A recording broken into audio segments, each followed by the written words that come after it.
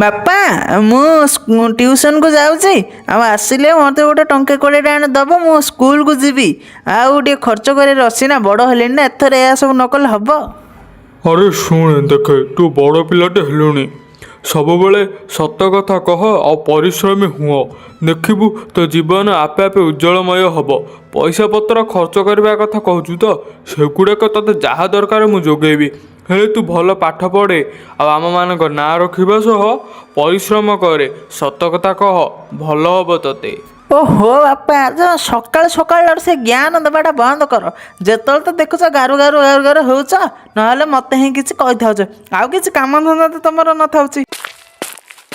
ଶଳା ଟଙ୍କା 20 ଟଙ୍କା ମାଗିଲି ସ୍କୁଲକୁ ଯିବି ଆଇଲେ ଖର୍ଚ୍ଚ କରିକି ଟିକେ ଟିଉସନ୍ ଏବେ ଯିବି ହେଲେ ସେ ବୋପାଟା ଦେବାକୁ ନାହିଁ ବୁଢ଼ାଟା ଶଳା ମରନ୍ତା କି।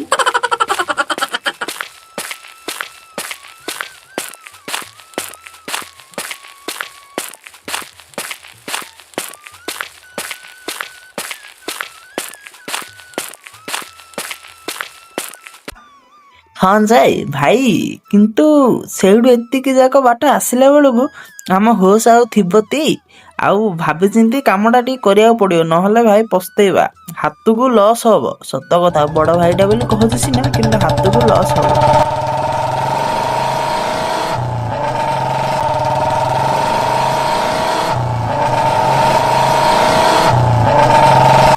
ଶୁଣ ମଦନ ଭାଇ ତମେ ଏବେ ଯାଅ କାରଣ ମୋ ମାମୁଁ ଏବେ ଗଲାଣି ମୋତେ ନିଶ୍ଚୟ ଦେଖିଦେଇଥିବେ।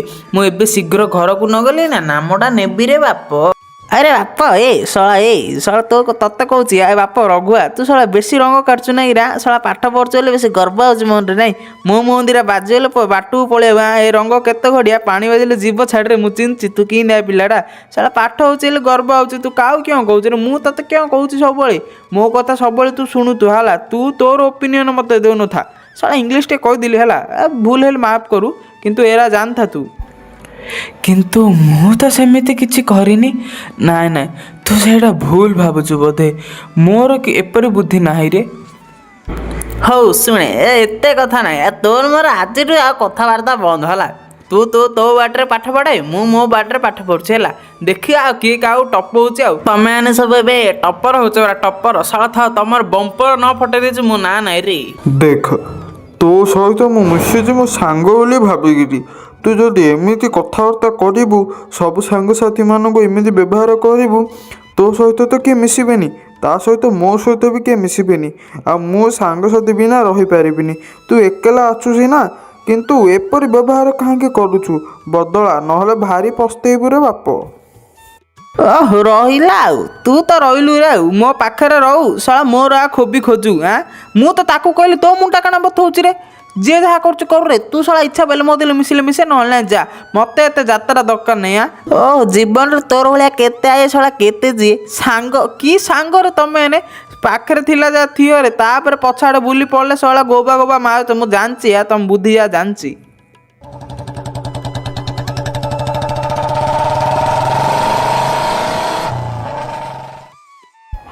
ଆରେ ଭାଇନା ନମସ୍କାର କେମିତି ଅଛନ୍ତି ଆଉ ସବୁ ଭଲ କୁଶଳ ନା?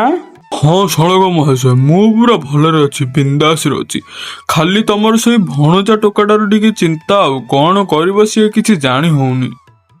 ହେଲେ ତୁ ସେ କଥା ଛାଡ଼େ ଆଉ ବାପା ବୋଉ କେମିତି ଅଛନ୍ତି କହ ଆଉ ତୋ ଦେହ ପାହ କେମିତି ଅଛି କହ ସବୁ ଭଲରେ ଅଛନ୍ତି ତ ଆଉ ତୋର ସେଇ ସୁସାରିଆଟା ବା କୁଆଡ଼େ ଗଲା କାହିଁ ତାକୁ ଟିକେ ଧରିକି ଆସିଥିଲେ ହେନ୍ତାନି। ଆରେ ଭାଇନା ଶୁଣ ମୋ କଥାଟା ଧ୍ୟାନ ଦେଇକିରି ଶୁଣ ଯଦି ତମେ ତାକୁ ଏବେଠୁ ସୁଧାରିବନି ଭବିଷ୍ୟତରେ ବହୁତ ପସ୍ତେଇବ। ଆରେ ମୁଁ ଏବେ ଆସିଲା ବେଳକୁ ବାଟରେ ଦେଖିଲି ଟ୍ୟୁସନ୍ ନ ଯାଇକି ସେ ସେଇଠି ସାଙ୍ଗମାନଙ୍କ କତିରେ ଯୁକ୍ତିତର୍କ କରିକି ମାଡ଼ଗୋଳ କରୁଛି। ଏଭଳି ପିଲା ତମେ କ'ଣ କରିପାରିବ କି? ତେଣୁ ଏବେଠୁ ହିଁ ତମେ ସୁଧାରିବାକୁ ଚେଷ୍ଟା କର। ଦେଖ ଗୋଟେ ଉଦାହରଣ ଦେଉଛି ମାଠିଆଟାକୁ କୁମ୍ଭାର ଯେମିତି ଗଢ଼ିବାକୁ ଚାହିଁବ ଗଢ଼ିପାରିବ ଭଲରେ ଗଢ଼ିଲେ ହେଲା ନହେଲେ ସେ ମାଠିଆ ନଷ୍ଟ ହେଲା। ସେହିପରି ପିଲାମାନେ ଛୋଟ ଥିବା ସମୟରେ ଆମେ ତାଙ୍କୁ ସୁଧାରିବାକୁ ପଡ଼ିଥାଏ। ଶୁଣେ ମୁଁ ବାବା ତୋ ନାନୀ ସମସ୍ତେ ବୁଝେଇ ବୁଝେଇ ହାଲିଆ ହେଲୁଣି କିନ୍ତୁ ନା ସେ ଆମ କଥା ଶୁଣୁଛି ନା ନିଜେ ବଦଳିବାକୁ ଚେଷ୍ଟା କରୁଛି। ଶିକ୍ଷକମାନେ ବି କହୁଛନ୍ତି ନିଜେ ପରିସ୍ଥିତି ଆସିଲେ ହିଁ ସିଏ ବଦଳିବ ଆଉ କିଛି ମୁଁ କରିପାରିବିନି।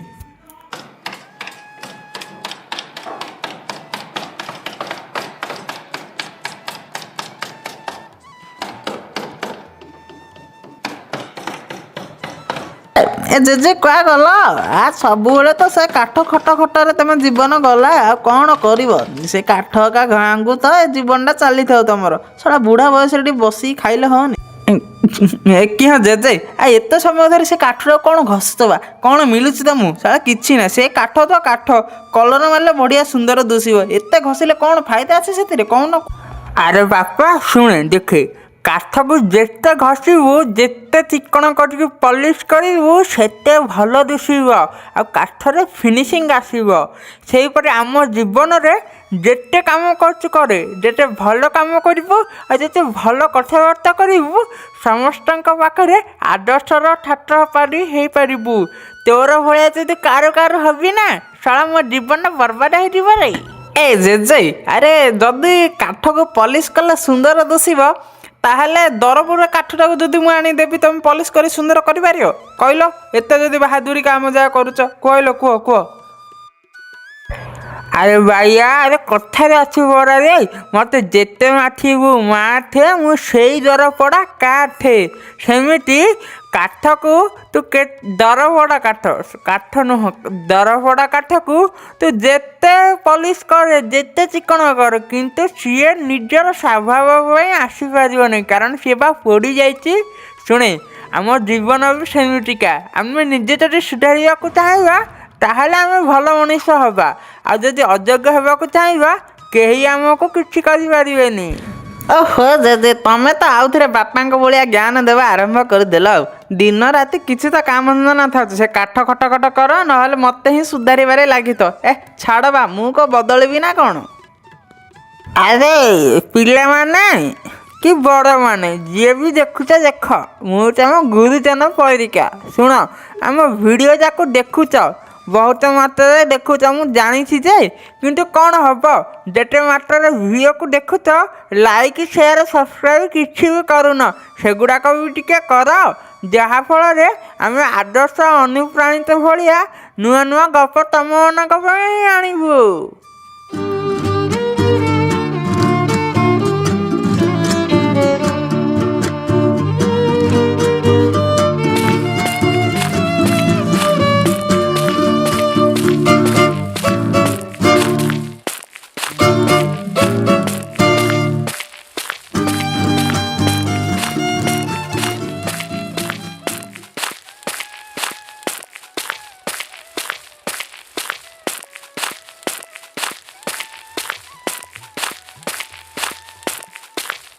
ଆରେ ମା, ଗୋଟେ କଥାଟେ କହିଲ, ମୁଁ ତ ସମସ୍ତଙ୍କ ଥିଲେ ଟିକେ ରାଗିକି କଥା ହେଇଯାଉଛି ବୋଲି, ଆଉ ସମସ୍ତଙ୍କୁ ଟିକେ ଖରାପ ବ୍ୟବହାର କରୁଛି ବୋଲି, ମୋ ସହିତ କିଏ ବି ମୋ ସହିତ ଭଲରେ ମିଶୁନାହାନ୍ତି କି ମୋ ସହିତ ସାଙ୍ଗ ହେଉନାହାନ୍ତି।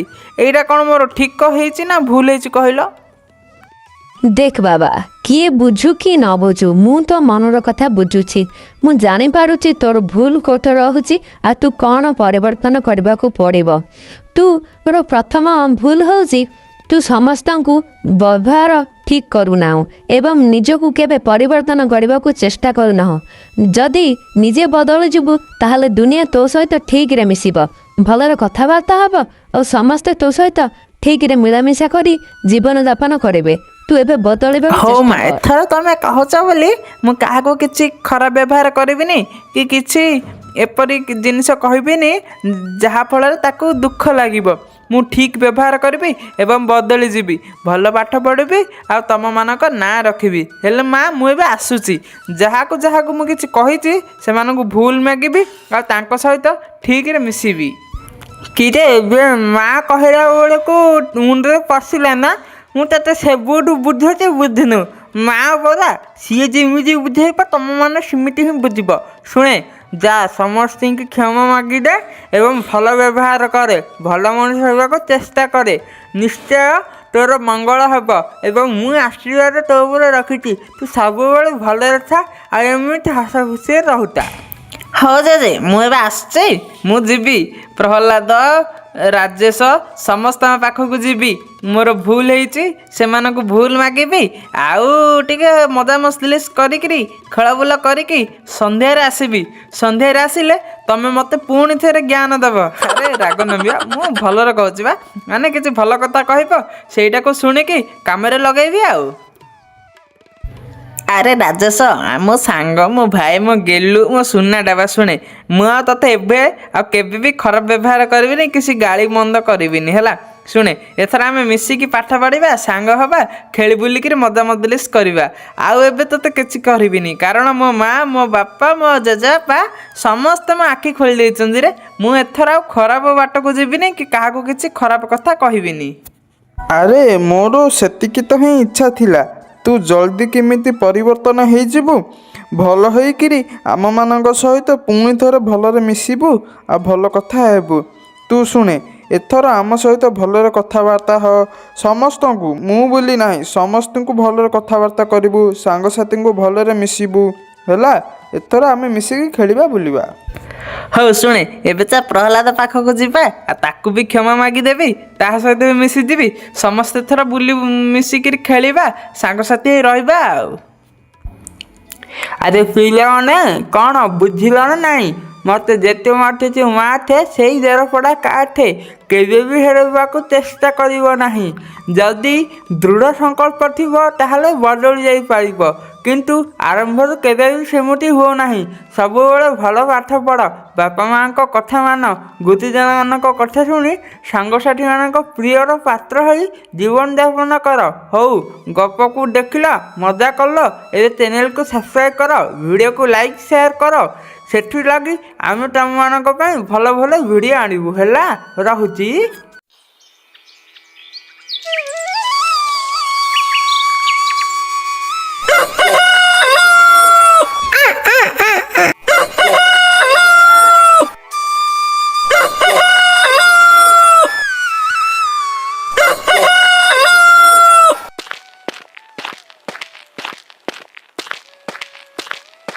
ବାପା ସବୁ ବର୍ଷ ଭଳିଆ ଏ ବର୍ଷ ବି ଆମ ସାଙ୍ଗସାଥି ସବୁ ବୁଲିବାକୁ ବାହାରକୁ ଯାଉଛନ୍ତି, ଆଉ କ'ଣ ଆମେ ଯିବାନି କି? ଚାଲୁନୁ ଟିକେ ବାହାରକୁ ଯାଇ ବୁଲିକି ଆସିବା। ଆରେ ଦେଖେ ମୋର ଏବେ ବହୁତ କାମ ଅଛି, ଛୁଟି ହେଇଛି ସତ କିନ୍ତୁ ସ୍କୁଲର କାଗଜପତ୍ର ସବୁ କାମ ସାରିବାର ଅଛି, ପଞ୍ଚାୟତର ଯେଉଁ ନୂଆ ନୂଆ କାମ ଆସୁଛି ସେଗୁଡ଼ିକ ଦେଖିବାର ଅଛି ଏବଂ ଘରର ସବୁ କାମଧାମ କରିବାର ଅଛି। ତେଣୁ ମୁଁ ଏବେ ଯାଇପାରିବି ନାହିଁ, ଆମେ ଅନ୍ୟ କେଉଁ ସମୟରେ ଯିବା।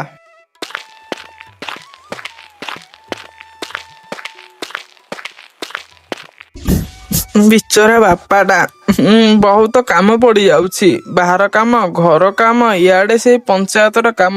ବାପାଟା ଭାରି ଅସୁବିଧା ଭୋଗୁଛନ୍ତି। ଓହୋ ଶୁଣ ଶୁଣ ଶୁଣ ସମସ୍ତେ ଶାନ୍ତି ଶୃଙ୍ଖଳା ରକ୍ଷା କର। ଶୁଣ ଗ୍ରାମବାସୀ ବୃନ୍ଦ, ଆମ ଗ୍ରାମରେ ପ୍ରତ୍ୟେକ ବର୍ଷ ଅନେକ ସଡ଼କ ଦୁର୍ଘଟଣା ହେଉଛି, ଯାହାଫଳରେ ଅନେକ ଧନଜୀବନ ନଷ୍ଟ ହେଉଛି।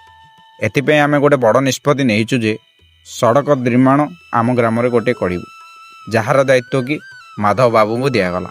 ଆରେ ହରିଆ ଭାଇ ଦେଖିଲୁ ନା ପୁଣି ଥରେ ସିଏ ଆଉ ଥରେ ଏଇ ପଞ୍ଚାୟତର ଆମର ସେ ଯୋଉ ରାସ୍ତା କାମଟା ନେଇଛି, ମାନେ ସେ ସବୁ ଭଲ ହିଁ କରିବ। କିରେ ଖାଲି କ'ଣ ସିଏ ସେତିକି ଭଲ କରୁଛି ନା କ'ଣ? ସେତିକିରେ ମଧ୍ୟ ତାର ବହୁତ ପ୍ରଫିଟ୍ ଅଛି। ଖାଲିରେ କି କାହିଁ କୋଉ କାମ କରିବ କହିଲୁ? ସିଏ ତାର ଫଳ ସବୁ ପାଉଛି ରେ ବାପ, ବହୁତ ଲାଭ ଉଠଉଛି ବା। ମୁଁ କ'ଣ ଜାଣୁନି ଏଗୁଡ଼ାକ? ଠିକ୍ ସିଏ ମଜା ମଜାରେ ସବୁ କାମ ନଉଛି ଆଉ ବହୁତ ଜିନିଷ ଆମର ଏଠୁ ଲୁଟିକି ଖାଉଛି।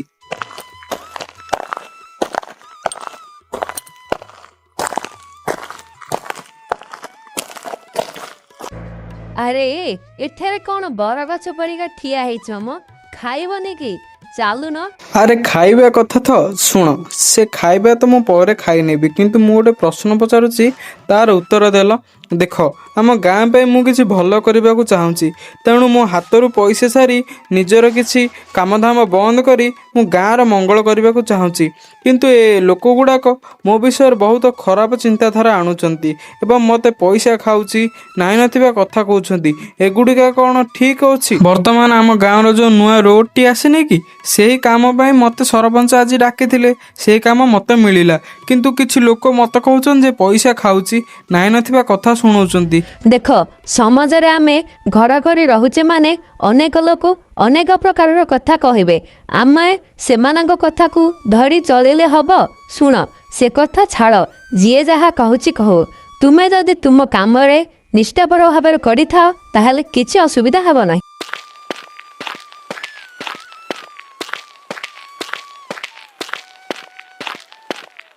କିରେ ହରିଆ ତୁ ପୁଅ ବେଶୀ ଚାଲାକି ହଉଛୁ। ଆରେ ଦେଖେ ସିଏ ସବୁ କାମ କରୁଛି ତା ମାନେ ତାକୁ ବି ବହୁତ ପ୍ରଫିଟ୍ ହଉଛି।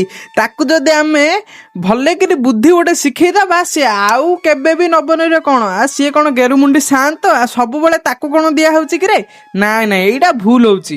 ହଁ ଯେ କିନ୍ତୁ ଆମେ କ'ଣ କରିପାରିବା କୁହ? ସରପଞ୍ଚ ତା ପାଖର ଲୋକ, ସରପଞ୍ଚଙ୍କ ହାତ ମୁଠାରେ ଇଏ ଅଛି, ଆଙ୍କ ହାତ ମୁଠାରେ ସରପଞ୍ଚ ଅଛନ୍ତି। ଆମେ ଚାହିଁଲେ କ'ଣ କରିବା? ଆମେ ତ ମାତ୍ର ନିମିତ୍ତ।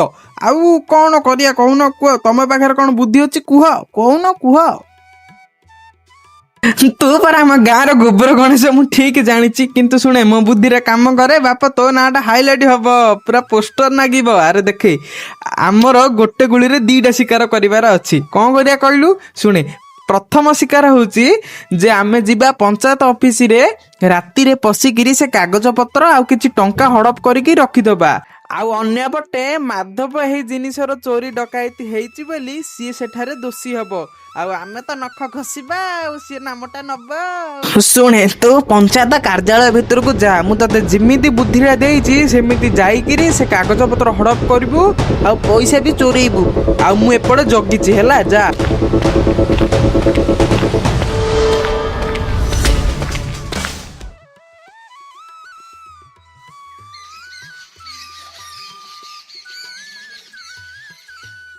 ଆଜ୍ଞା ପଞ୍ଚାୟତର କିଛି କାଗଜପତ୍ର ଆଉ ପଇସା ଚୋରି ହେଇଯାଇଛି।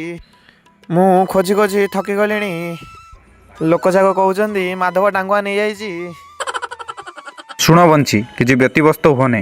ଯଥାଶୀଘ୍ର ତୁମେ ପଞ୍ଚାୟତ ସମିତି ସଭା ଡକାଅ ଏବଂ ତା ଆଗରୁ ପୁଲିସକୁ ଯାଇ ଯୋଗାଯୋଗ କର, ଯଦ୍ୱାରା କି ଆଗକୁ କୌଣସି ବିପଦର ସମ୍ମୁଖୀନ ହେବାକୁ ପଡ଼ିବନି। ଆଉ ଗୋଟେ କଥା, ଏ କଥା ଯେମିତି ଗୁପ୍ତ ରହେ, ଅନ୍ୟ କେହି ବି ଯେମିତି ନ ଜାଣିପାରନ୍ତି। ଆରେ ବାପ, ମୁଁ ଶୁଣିଲି କ'ଣ ଏବେ ଚୋରି ହେଇଯାଇଛି ପଞ୍ଚାୟତ କାର୍ଯ୍ୟାଳୟରୁ କାଗଜପତ୍ର ଆଉ କିଛି। ତୁ ତ ସେଇ ଦାୟିତ୍ୱରେ ଥିଲୁ, ତୁ କିଛି ଜାଣିଲୁ ନା ନାହିଁ? କ'ଣ ସବୁ ଜିନିଷ ଏମିତି ହେଉଛି କି? ଆରେ ହଁ ମଉସା, ମୁଁ ବର୍ତ୍ତମାନ ଖବର ପାଇଲି। ସେଥିପାଇଁ ସରପଞ୍ଚ ମହାଶୟ ବର୍ତ୍ତମାନ ଆମ ଗାଁରେ ମିଟିଂ ଡକାଇଛନ୍ତି। ମୁଁ ବା ଏବେ ଯାଉଛି, ଚାଲ ସେଠିକି ଗଲେ ଜଣାପଡ଼ିବ। ଆରେ ନିଧି ମଉସା ଦେଖିଲ ନା କେମିତି ସେ ମାଧବ ମହାପାତ୍ର ଚୋରି ଫୋରି କରିଛି? ଆରେ ଆମେ ଜାଣିଥିଲୁ ସେ ଏମିତି କାହିଁ ଲୋକଟା, କିଛି ଭଲ ନୁହଁ ବା। ହଁ ହଁ ହଁ ସତ କଥା ତ, ଆଉ କ'ଣ ମିଛ ନା କ'ଣ? ସିଏ ତ ଚୋରେଇଛି ଆଉ ଆମେ ଦେଖିଛୁ ନିଜ ଆଖିରେ, ଆଉ ଖାଲିରେ କ'ଣ କି କାହାକୁ ଦୋଷ ଦବ? କିରେ ସାଙ୍ଗମାନେ, ଆଉ କ'ଣ ସବୁ ଭଲ ଅଛ, କୁଶଳ ଅଛ ନା? ହେଲେ କ'ଣ ହବ, ତମେ ମାନେ ଆମର ନୂଆ ନୂଆ କାର୍ଟୁନ ଭିଡିଓ ସବୁ ଦେଖୁଛ, ବହୁତ ମାତ୍ରାରେ ଦେଖୁଛ, କିନ୍ତୁ ହେଲେ ଲାଇକ୍ ସେୟାର ସବସ୍କ୍ରାଇବ ଏଗୁଡ଼ା କିଛି ବି କରୁନ। ଏଗୁଡ଼ାକ କ'ଣ ଭଲ ହଉଛି? ଆଉ ଏଗୁଡ଼ାକ କ'ଣ ଠିକ କରୁଛ? ଆରେ ଟିକେ ଲାଇକ୍ ସେୟାର ସବସ୍କ୍ରାଇବ କର, ସାଙ୍ଗମାନଙ୍କୁ ସେୟାର କର। ଆଉ ଯଦି ଭଲ ଭଲ କ'ଣ କାହାଣୀ କିମ୍ବା ଗପ ଜାଣିଛ ତାହେଲେ କମେଣ୍ଟରେ ଆମକୁ ଜଣାଅ। ତା ନା ଦ୍ୱାରା ଆମେ ବି ତମମାନଙ୍କ ପାଇଁ ଭଲ ଭଲ କାହାଣୀ ଗପ ଆଣିବୁ। ହଉ ଶୁଣ, ଯାହା ତ କଲ କଲ, ଏବେ ଗୋଟେ କାମ କର, କାର୍ଟୁନଟିକୁ ଆଗକୁ ଦେଖ। ଭିଡ଼ିଓଟି ମଜା ଲାଗିଲେ ଏବେ ଲାଇକ୍ ସେୟାର ସବସ୍କ୍ରାଇବ କର। ନୂଆ ବର୍ଷରେ ଏତିକି ନୂଆ ତ କରିବାକୁ ପଡ଼ିବ ନା। ସମସ୍ତ ଗାଁବାସୀ ଧ୍ୟାନ ଦେଇ ଶୁଣନ୍ତୁ, ଆମ ଗାଁରେ କାଲି ରାତିରେ କିଛି ଚୋରି ହେଇଛି। ଏହା ପାଇଁ ସରପଞ୍ଚ ମହାଶୟ କିଛି କହିବା ହେବେ। ମୁଁ ଜାଣିବାକୁ ପାଇଲି ଯେ ଏଇ ଭୁଲଟି ମାଧବ ବାବୁ ହିଁ କରିଛନ୍ତି। ସିଏ ହିଁ ପ୍ରକୃତରେ ଦୋଷ, କାରଣ ପଞ୍ଚାୟତ କାର୍ଯ୍ୟାଳୟର ଚାବି ମାଧବ ବାବୁ ପାଖରେ ହିଁ ଥିଲା। ମୁଁ ବର୍ତ୍ତମାନ ପୋଲିସ ବାବୁକୁ ଯୋଗାଯୋଗ କରିଦେଇଛି, ସେ ଆସିଲେ ହିଁ ଏହାର ଫଇସଲା କରିବେ। ଶୁଣ ମାଧବ ବାବୁ, ତୁମେ ଅପେକ୍ଷା କର, ବର୍ତ୍ତମାନ ମୁଁ ପୋଲିସକୁ ଯୋଗାଯୋଗ କରିଛି, ସେ ଆସିଲେ ହିଁ ଏହାର ଫଇସଲା ନେବେ। ଯେ ପର୍ଯ୍ୟନ୍ତ ସେ ଏଠାକୁ ଆସିନାହାନ୍ତି ତୁମେ ଏଠାରୁ କୁଆଡ଼େ ବି ଯାଇପାରିବ ନାହିଁ।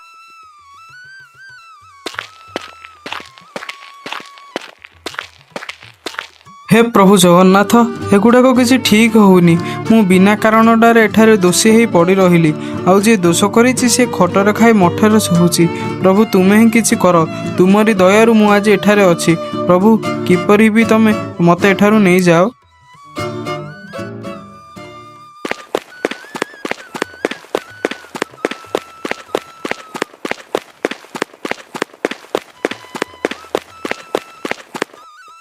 ଏ ଦାସବାବୁ, ତମେ ତ ଚୁଡ଼ା କୁକୁଡ଼ା ସାକ୍ଷୀ ହେଇକି ରହିଲ, କୋଉ କାମରେ ଆଗ ଭର ବୁଝିଲ।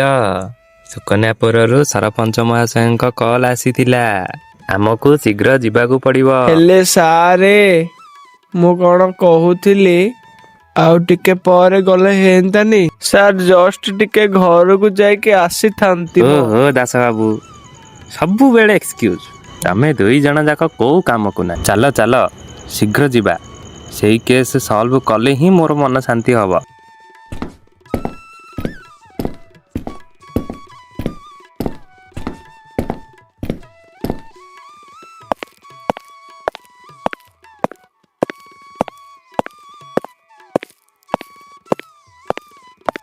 ସାର୍ କ'ଣ ଆପଣ ମୋତେ ଡାକୁଥିଲେ କି? ମୁଁ ଟିକେ ଘରକୁ ଯାଇ ଆସିଲି ତ, ଟିକେ ଖାନା ପିନା ଜୋରିଆ ହେଇଯାଇଛି, ପେଣ୍ଟଟା ଖସି ପଡୁଛି ଆଉ। ଆରେ ପାତ୍ର ବାବୁ, ତମେ ତ ହୁଗୁଳା, ଏ ଥାନାଟାକୁ ବି ହୁଗୁଳା କରିଦବ ନା କଣ? ଆରେ ନାଇଁ ନାଇଁ ସାର୍, ପେଣ୍ଟ ହୁଗୁଳା କି ଥାନା ହୁଗୁଳା ଏଗୁଡ଼ାକ ଆଉ କିଛି କରିବିନି। ଆପଣ କହୁଛନ୍ତି ଯିବାକୁ ଯେ, କିନ୍ତୁ ଗାଡ଼ି ମୋଟର ଟିକେ ସୁବିଧା ନାହିଁ, ଆମ ଗାଡ଼ିଟି ଖରାପ ହେଇଯାଇଛି। ହଉ, ଯାହା ହଉଛି ହଉ, ଶୀଘ୍ର ଗାଡ଼ି କାଢ଼ିଲ। ମତେ ବାରମ୍ବାର ଫୋନ୍ ଆସୁଛି, ଜଲ୍ଦି ଯାଅ। ଯୋଉ ଚଞ୍ଚଳ ଲୋକ ତ କହିବାକୁ ନାହିଁ।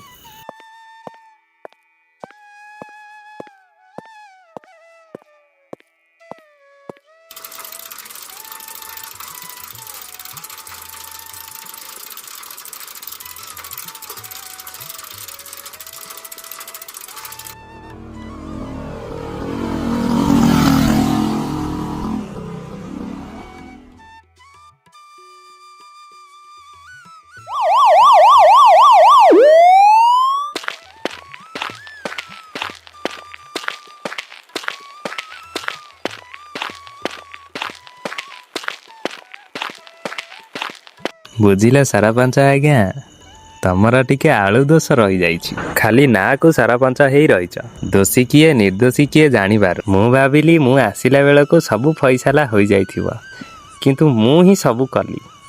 ହଉ, ମୁଁ ଏବେ ଆସୁଛି।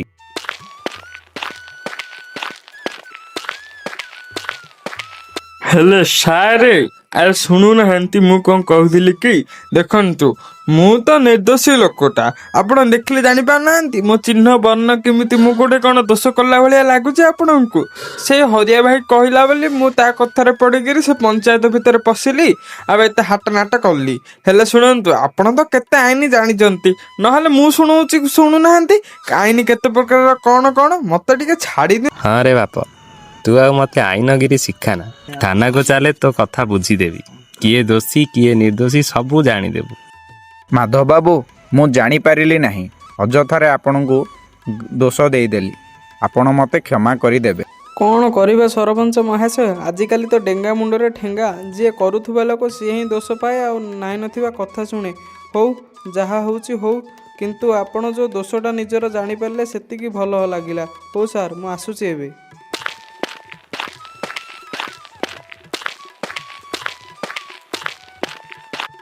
ମା, ବାପାକୁ ଟିକେ କହିଲେ ହେଇନାନି, ସେ କାମଧନ୍ଦା ତ ସବୁ ଛିଡ଼ିଲା, ଆମେ ଟିକେ ବାହାରକୁ ବୁଲିବାକୁ ଯାଇଥାନ୍ତେ। ଆମ ସକାଳୁ ଠାରୁ ଆରେ କେଉଁ 2-3 ଦିନ ହେଲା କହୁଛି ବାପା ଯିବା ଟିକେ ବୁଲିବାକୁ ଟିକେ ଯିବା, ହେଲେ କ'ଣ ହେବ, ବାପା ମୋ କଥା ହିଁ ଶୁଣୁନାହାନ୍ତି। ଖାଲି ସେ ପଞ୍ଚାୟତ କାମରେ ହିଁ ଯାଉଛନ୍ତି, ହେଲେ କ'ଣ ହେବ ନା, ସେ ପଞ୍ଚାୟତ କାମରେ ଶାନ୍ତି ମିଳୁଛି ନା ଆମ ପାଖରେ ଶାନ୍ତିରେ ରହିପାରୁଛନ୍ତି? ଏଗୁଡ଼ାକ କ'ଣ ଗୋଟେ ଠିକ୍ ହେଉଛି? ଡେଗା ମୁଣ୍ଡରେ ଖାଲି ଠେଙ୍ଗା ହିଁ ବାଜୁଛି। ହଉ ମା, ତୁମେ ଏଥର ବାପାକୁ ଆସିଲେ ନିଶ୍ଚୟ କହିବ ହେଲା।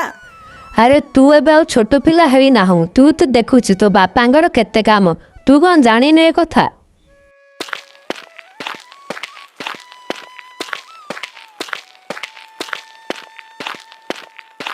କିରେ ମା ପୁଅ ଦିଟା ଯାକ କ'ଣ ଏଠାରେ ବସିକିରି କଥା ଚଲେଇଛ କିରେ?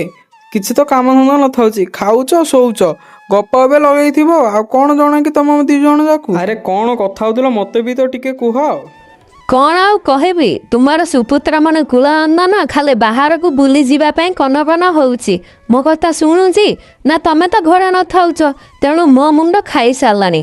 ତମେ ହିଁ ଏବେ ତାକୁ ବୁଝାଅ, ଯାହା କରିବା କଥା ତାକୁ କୁହ। ହଁ ରେ ପୁଅ, ବାପାର ସେଠାରେ ଗୋଡ଼ ବୁଡ଼ିକିରି ପାଣି ଆଣ୍ଠୁଏ ହେଲାଣି, କିନ୍ତୁ ପୁଅର ବୁଲିବା ନିଶା ଛାଡ଼ୁନି। ତତେ କାଲିଠୁ ମନା କରୁଛି ପରା, କାମଧାମ ଅଛି ମୁଁ ଯାଇପାରିବିନି ବୋଲି, ତୁ ସେଇଟା ବି ଶୁଣୁନୁ, ଖାଲି ବୁଲିବାକୁ ଯିବା। ଦେବି କର୍ଣ୍ଣମୂଳିକି 2ଟା ଯେ ପଳଉ ଏକାଥରେ ଘରୁ ଉଠିକିରି, ଚାଲେ ସିଆଡ଼େ। ଶୁଣେ, ଏବେ ଗାଁର ନୂଆ ରୋଡ଼ ହବ, ତେଣୁ ସେଥିପାଇଁ ମୋତେ ଆଉ ଗୋଟିଏ ନୂଆ କାମ ମିଳିଗଲା। ତେଣୁ ଏବେ ତ ଯାଇପାରିବା ନାହିଁ। ଆଉ 2 ଦିନ ଗଲା ପରେ ସ୍କୁଲ ବି ଖୋଲିଯିବ, ଶୀତଦିନ ଅବକାଶ ଛୁଟି ବି ସରିଗଲା। ତେଣୁ ଏବେ ଆଉ ଆମେ ବୁଲିବାକୁ ଯିବା ନାହିଁ।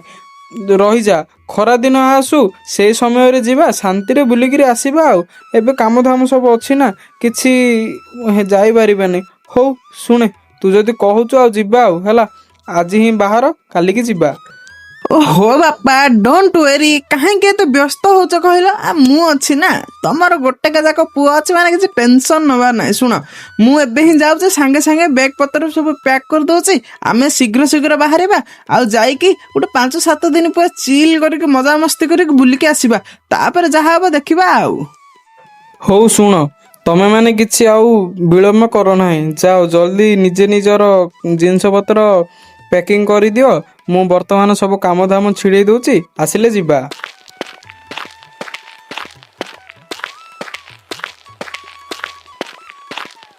କିରେ ପିଲାମାନେ, ଡେଙ୍ଗା ମୁଣ୍ଡରେ ଠେଙ୍ଗାର ଅର୍ଥ ବୁଝିଲ ନା ନାହିଁ? ହେଲେ କ'ଣ ହବ? ତମେ ସବୁ ଜାଣୁଛ, ବୁଝୁଛ, ହେଲେ ଚ୍ୟାନେଲଟାକୁ ଟିକେ ସବସ୍କ୍ରାଇବ୍ କରିପାରୁନ? ଆଉ ସେଗୁଡ଼ାକ ବି ଟିକେ କରେ, ଆମେ ଟିକେ ଖୁସିରେ ତମମାନଙ୍କ ପାଇଁ ଭଲ ଭଲ ଭିଡ଼ିଓ ଆଣିବୁ। ଏ ବୁଢ଼ା ଲୋକଟା କହୁଛି, ହେଲେ ବି ତମକୁ କିଛି ଫରକ ପଡ଼ୁନି। ଆରେ ଏଗୁଡ଼ାକ କ'ଣ ଠିକ୍ ହେଉଛି? କିଛି ଭଲ ହବନି ଟିକେ। ଶୁଣ ଶୁଣ, ସବସ୍କ୍ରାଇବ୍ କରିଦିଅ। ଆରେ ସାଙ୍ଗମାନେ, ଆମ ଜେଜେ କହିଲେ ଆଉ ମୁଁ ବି କହୁଛି, ଆମେ 2 ଜଣ ଯାକ ତୁମକୁ ବହୁତ ଅନୁରୋଧ କରୁଛୁ, ଚ୍ୟାନେଲଟାକୁ ଟିକେ ସବସ୍କ୍ରାଇବ୍ କରି ଲାଇକ୍, ସେୟାର, କମେଣ୍ଟ କର, ଯାହାଫଳରେ ଭଲ କାହାଣୀ ଆଣିବୁ।